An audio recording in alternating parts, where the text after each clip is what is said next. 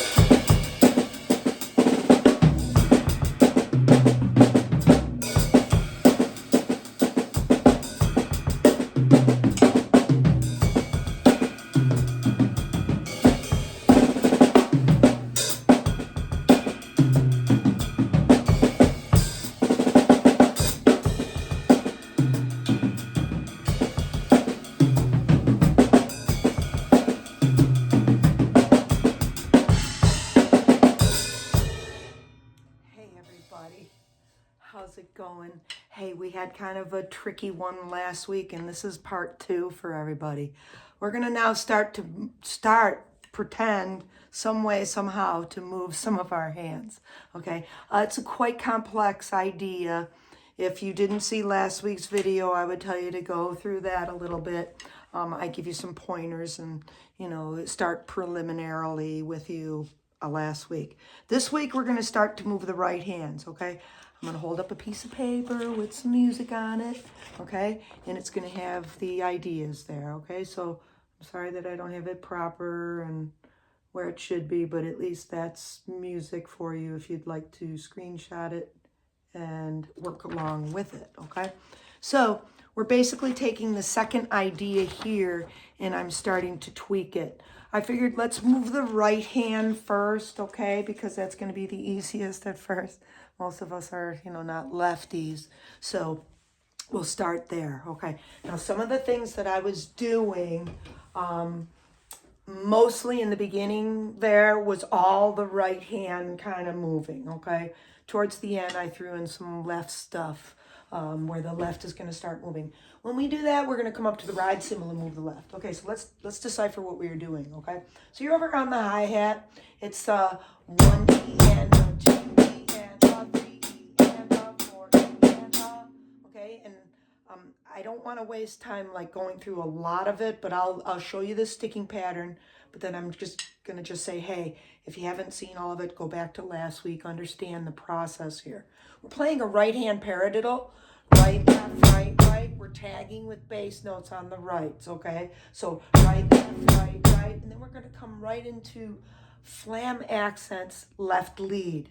4 of them, and that will create a nice polyrhythmic effect from beat 2 all the way to back to beat 1. So we're playing like 2 E and a, 3 E and a, 4 E and a. A little different because we're ending on the right on the That'll come into our advantage when, I noticed when I was going up to the cymbals, I was like, oh, I can hit that cymbal on the and then I was actually, kind of forcing the left to do maybe at the end where we're on like 4 E and maybe I'd actually do 3 lefts in a row to have that happen, okay?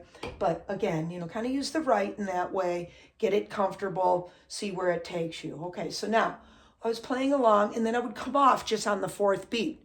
So number 1, be able to find the 4th beat when you're counting all of that, okay? So 1 E and a, 2 E and a, 3 E and a, 4 E and a. Now if you notice, I'm still on the hi-hat on beat 4, and then it's 4 E and then another right, okay, if I stayed here, but we want to move that. We want to move the flam note, so 4 E, so right on the flam, you're going to jump, and you can jump to your high tom. I use my mid tom kind of as a deeper high tom. Okay, so then it could be like 4 E and okay, and you could float that note back over to the floor tom. It kind of sounds nice. So when I was playing through there, that was what was happening on beat 4. 4 E and 4 E and sometimes maybe I could get the left to respond get 3 notes out in a row there and get over to that hi-hat, okay?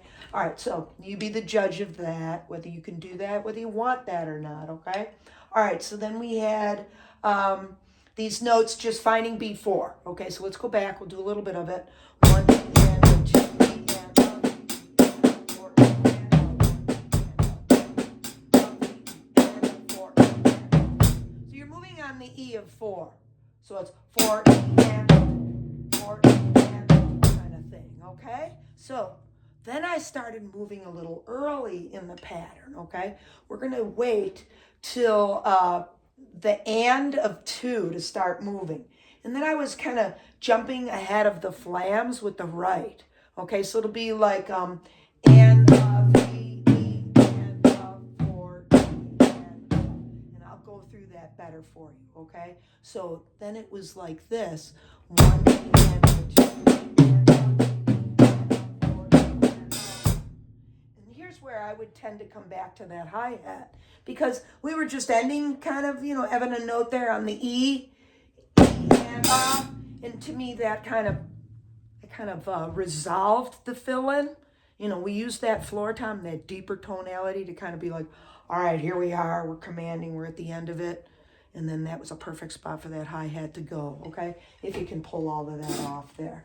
Okay, so I'll play through that, show you how those notes get moved one more time. Okay, so 1 and 2 and 4.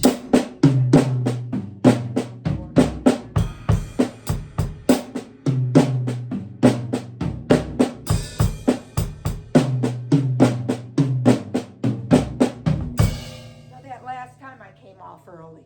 I came off right on beat 2 there, okay? And again, you can do that.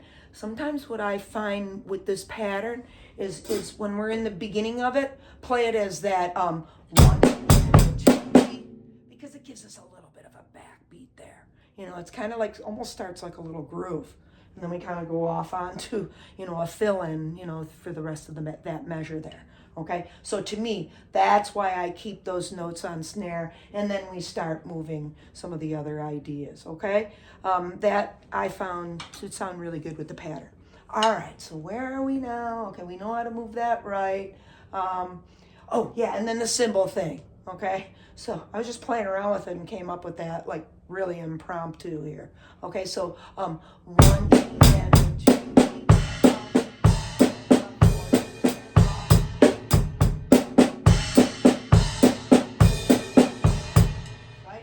Notice I'm tagging all of those rights with a bass note, okay?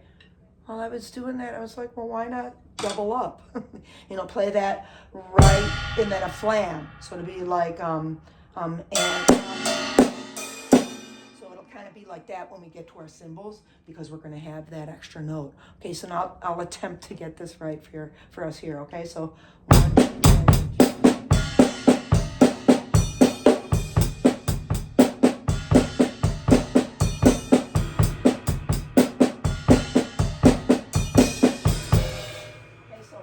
Cymbal work in there, and then I was varying the bass drum a little bit. Sometimes with the first note of the double, both of the notes with the doubling kind of thing, and it works either way. It's really, really nice for us, okay? And then I talked about before whether you keep the note up there or we float it back to the hi-hat over here, okay? Now, as you see, this is a pretty extensive little idea here. There's a lot more to do with it. Okay, I figured today, just get your C legs with it, get your ability to move the right hand right now. We start there, and then I'll probably come back next week and show a little bit more of the left type stuff. And then I've got some nice variations at the bottom of the handout there, of the music that I showed before, okay? So we'll keep diving down the deep rabbit hole here, okay? But, my thought process on all of this is to, really help you understand how to put these harder concepts into an idea to build your chops, okay? I do this for my students for the past 47 years of teaching, okay? And this way we get good practice on all of our rudiments. We have it be applicable, and it's practical for us, okay? I say this often, I don't want you to be book smart. I don't want to be book smart. I want to be able to apply things. And I want to learn things that are applicable. Okay, everybody? All right, well, look at rock on, keep practicing, and I'll look real forward to seeing you real soon next week. Take care, everybody. Have a good one.